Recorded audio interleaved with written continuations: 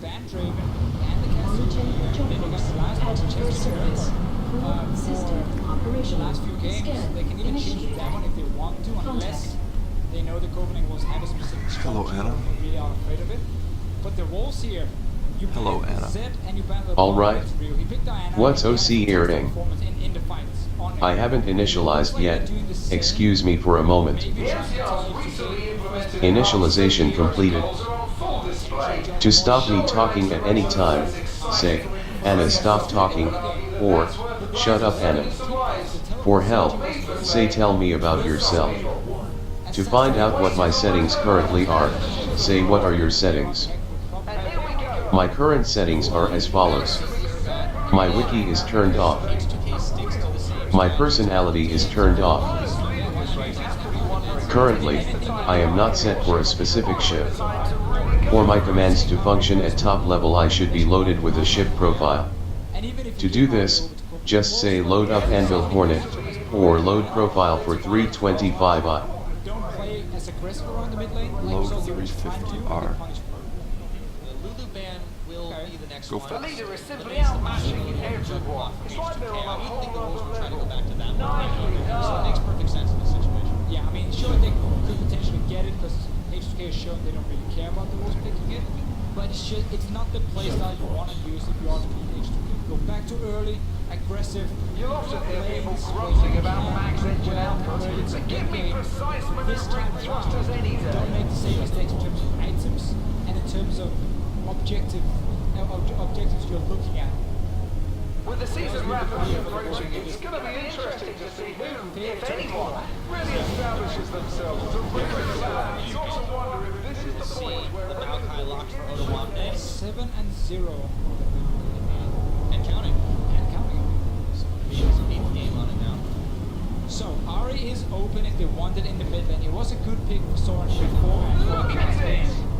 Sejuani in the jungle. I would love to see that for Airwax. Gragas has been fairly contested for both with that one. Last time. Yeah, it did. I mean, Sejuani after the changes is still fantastic because even if you miss your ulti, you just permafrost after and you still get that slow onto targets, or at least a big slow. I do not want to see a Nara unless we're going to have some sort of split pushing focus from the Wolves, but Nara is so hard to play around these days with They their were just physical messing bonus. with it. Yeah, that's the Ari and the Annie, so they're definitely still looking for that little bit of razzle-dazzle they had last time. These two picks work. It's gonna come down to execution. This is the thing. Yeah. They can pull off those combos and then safely push and back away and not give up anything to H2K. Then they can make it work. They can pick exactly the same comp as last game, and it will still be barely fun needed to because it was a spare good at competitive these pick. intense speeds. They Those played around it rings so pose a nicely significant until we hit risk. like 30 minutes, and it just stopped from the Copenhagen ball. So you got to limit it on his engage Annie again. We have Ari for Soren, which was a good pick up. And it's open for Rio. Done.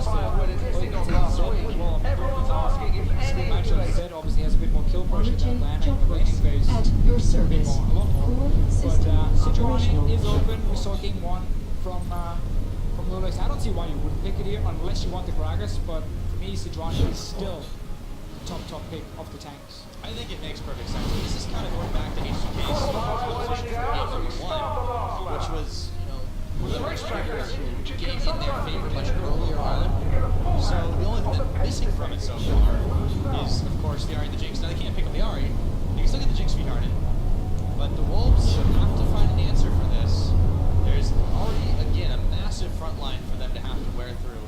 And Ryu has shown that he can put on his carry pants pretty big, too, with that Diana last game. I would go Kalista again here, like the Copenhagen Wolves are doing, and try and force the 2-2 laning phase, which was so heavily dominated by them. Phase and that has really been one of the best best conditions to duels regulate we had. Some of the best Call me duels we had old-fashioned, here. but I Obviously, find the Gabriel Wayland Vickers mantra. is probably I love it when the weather's in the boat. Okay. Got a vibe, okay. Changing up a little bit, in case Yanni goes for the same immobile hyper carry style, you have Barely needed to even spare more at diamond least potential here, 10 point and click CC Those from the rings buy. pose a significant risk. Morgana is open, however, and that would have to go mid lane.